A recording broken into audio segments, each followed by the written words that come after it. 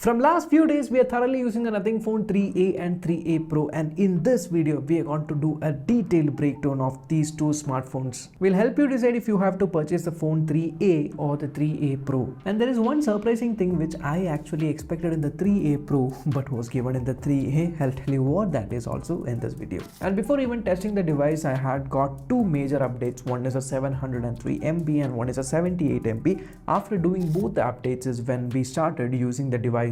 Actually, do you feel the design of 3A Pro is a bit weird? Because when this design was leaked on X or Twitter, there were many people who liked it, many did not like it. So I don't know if you liked it or not. Nothing came up with a weird justification of the golden ratio, but I don't think so. And if you ask me, I've been unboxing a lot of phones and this one felt a little bit different. If you keep both 3A and 3A Pro on the table, because of the huge camera module in the 3A Pro, it looks like it has been put on top of something, but there is no wobble when you press on it. I don't know if you have noticed, but both 3A and 3A Pro have the same back design. Only thing which is different is a camera module given inside the circle. Even I don't know if you have noticed, but the position of the primary camera has not changed in both the phones. This time the phone has glass built on the front and the back. Ditching the Gorilla Glass 5 which came last year, this year they have decided to go with Panda Glass. Even after having a glass back, the phone doesn't support wireless charging, which I don't think at this price range people do that much use. The device is well built, feels solid in hand, it has IP64 rating. The frame of the device is made of matte finished plastic, which reminds me of the same frame which came in the CMF Phone 1. Both the devices have accent colored buttons. On the grey phone you have a silver accent button, on the white phone you have a black accent button. On the left side you have the flat volume rockers, on the right side you have a flat power button and a pill-shaped button which they call an essential key, which I'll get into later. But one thing I'll tell you, I've been mistakenly pressing the essential key button thinking that it is a power button a lot of times. On bottom of the device you have a speaker grill, microphone, USB Type-C port and dual nano SIM tray. On top you have the secondary microphones. The 3A weighs around 200 grams. 3A Pro weighs around 210 grams thanks to the big camera module. Taking both phones in hand, the 3A Pro feels more premium, and because of the bigger camera module, it feels like a place to rest my fingers so that it doesn't slip out from my hand. The weight distribution is really balanced, and on the back of 3A, the camera module is a bit slanted, making it more prone to slipping. We have the traditional glyph lights which we see in the Nothing phones come here as well. This time you can use it to see the level of volume, progress of different things in different apps, and even use it as a music visualizer. Nothing came up with 10 more polyphonic ringtones which you can customize and set for different contacts, and there is also a ringtone composer to make your own ringtones and glyph light blinkings. Coming to the front of the device, the display, both of them consist of a 6.77-inch 120Hz Full HD Plus flexible AMOLED display. Being a Pro phone, I expected 1.5K resolution display on the 3A Pro. Compared to last year's 2A, I feel that the bezels has become slightly thicker on both devices, but they are all equal sized. The display supports Ultra XDR, and indoors it goes up to a maximum brightness of 800 nits. Outdoor under the direct sunlight it goes up to 1300 nits, and if you're watching HDR content it can go up to 3000 nits of local peak brightness. The display is sharp and bright using outdoors, and one thing which I felt is the new Nothing OS 3.1. I have never expected an Android phone to feel this smooth because the level of optimization they have done is so good. Even when you're pulling down the notification bar, you can see that it just flows like butter. The phone comes with Nothing OS 3.1 based on Android 15. Either you can set the Nothing theme or you can set the Android theme, whichever you like. But scrolling through the 120Hz display feels very smooth. They've brought more customization options like changing the clock fonts in the lock screen and new widgets. Even you get this new pop-up window which you can use for multiple applications. You can also create AI generated wallpapers inside the device. Even though the device feels smooth, at times when we are running heavy applications and then swiping back to the home screen, there are at times slight jitters, but these are very rare. Talking about the AI features, unlike other smartphone brands, they have taken a different approach by introducing the essential key. Say you normally take a screenshot for something and then later forget why you had taken that screenshot.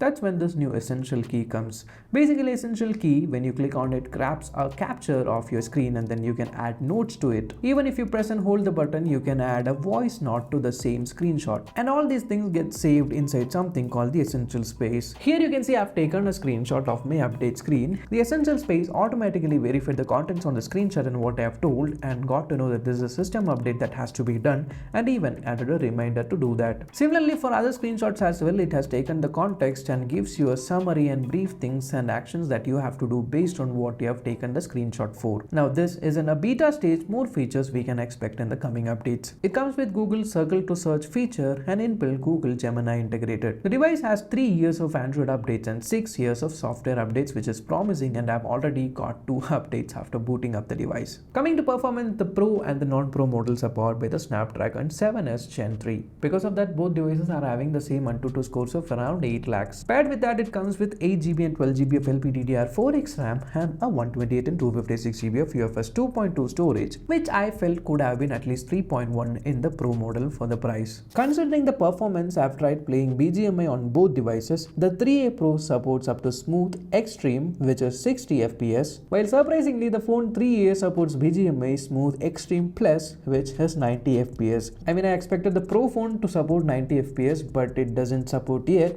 but the base 3A does support. I tried long gaming sessions with this device just to see if it is heating up, but I did not notice any significant heating issues in both devices. The only major thing which separates both 3A and 3A Pro are the cameras. Well, just 2 cameras. The 3A is having a 2x telephoto camera, while the 3A Pro has a 3x periscope camera. And in the front, 3A has a 32MP camera, while 3A Pro has a 50MP camera. So these are the different cameras that are available on both phones. The output of photos taken from both devices at one glance looks good. Both the device photos have kind of a warm touch, similar to what we expect from iPhones. I'll show you a few photo samples and maybe you can guess which is a 3 and 3A Pro, but feel segregated. In 3A you get a 50 megapixel 1x1.57 inch sensor, while in 3A Pro you get a 1x1.56 sensor, so the 3A Pro sensor is a little bit bigger. Comparing the photos of 3A and 3A Pro, one thing which I noticed is that the photos in 3A kind of looks like more warmer, while 3A Pro has more contrast. At times the photos taken from 3A is flat, while 3A Pro has more dynamic range. But when it comes to human subjects, the 3A Pro photos look a little bit more brighter. But overall, both the photos looks good even at night. 3A Pro has 1x and 2x in-sensor zoom, while the 3A has dedicated 1x and 2x camera, making the 2x photos more crisper on the 3A. But when it comes to 3x photos, the 3A just zooms in on the 2x camera, while the 3A Pro has a dedicated periscope camera,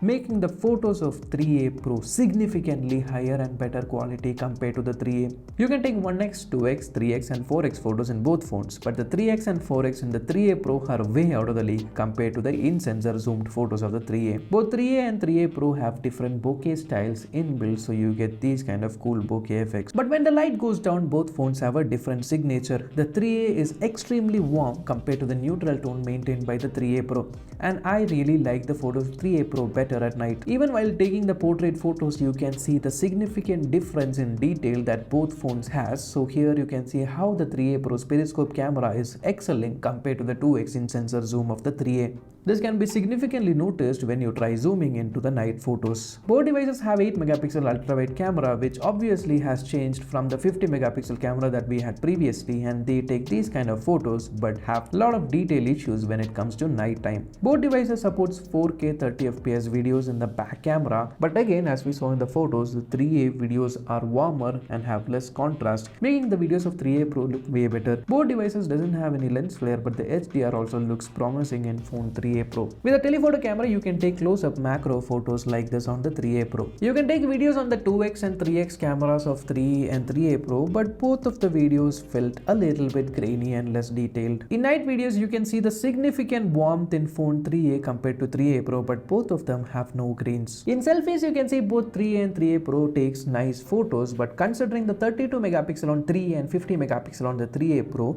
I don't know, I felt the photos of 3A looks much better. Maybe because of the warm tint that 3A gives on all photos, or because the 1x photos in 3A are little bit zoomed out compared to the zoomed in photos of phone 3A Pro. In front camera, the 3A Pro can shoot up to 4K 30 FPS, while the 3A can shoot only 1080p 60 FPS. Comparing both the videos, I can see that the 4K 30 FPS videos, even though it has more clarity, loses a lot of frames in between while moving. So I would prefer the 1080p 60 FPS videos of the phone 3A compared to the 4K output of the 3A Pro. But if the verdict is the periscope camera on the 3A Pro is way out of the league for the price range which the phone is. And people tend to take more 3x portraits compared to 2x because of more proportionate photos. Both device has 5000 mAh battery with 50 watts of fast charging. There is no charger in box, so you have to get a charger separately. The one which I am using is the CMF 65 watt GAN charger. While plugging in, you can see it shows device charges rapidly and charges in under 1 hour. Both devices have stereo speakers. We'll listen to a sample.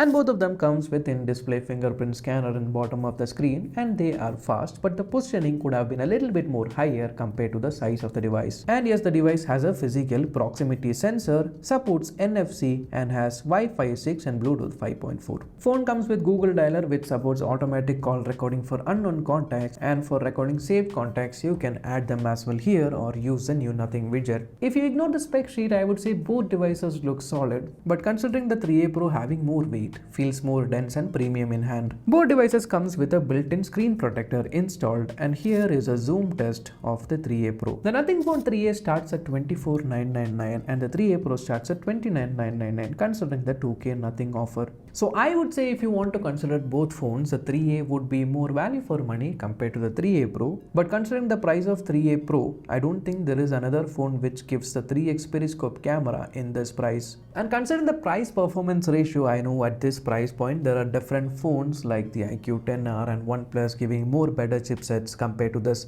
But again, what I felt is if chipset was the only thing which matters in a smartphone, then definitely Snapdragon would be the best smartphone making company, right? So it's not. Considering the software and the optimization and the frequency of updates and the overall experience, I felt the Phone 3 and 3A Pro are good devices for the prices that they have launched.